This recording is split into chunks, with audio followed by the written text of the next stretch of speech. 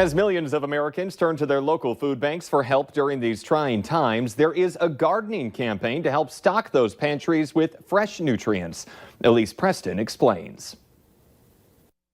From tomatoes to basil to kale, Sue Reed St. John loves growing her own vegetables and herbs in Vermont, especially during the stressful days of the COVID-19 pandemic. The fact that we have food in our backyard so that we don't have to go to the store. This spring, Sue is looking forward to sharing that bounty. I am going to use Ample Harvest to find the food shelf that's closest to me and then figure out what their donation process is. AmpleHarvest.org is a national nonprofit encouraging gardeners to donate their surplus produce to local food banks. Mike Sutterer is a partner in the group's Grow More, Feed More campaign.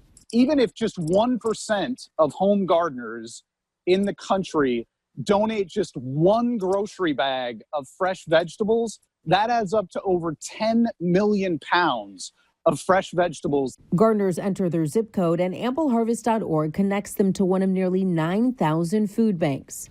In most cases, it's less than 24 hours from the time it's harvested from your garden to the time it's on the table of a hungry person. Founder Gary Oppenheimer says it's too early to know how much food will be donated, but since the start of the outbreak, nearly 15 million Americans have started to grow their own food for the first time. The gardeners across America pre-COVID grew enough surplus to feed 28 million people.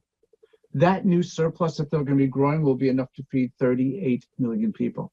Sue is delighted her harvest will help others. The fact that I can grow more than we just need for our little family of 3 is an exciting thing to be able to share in that way.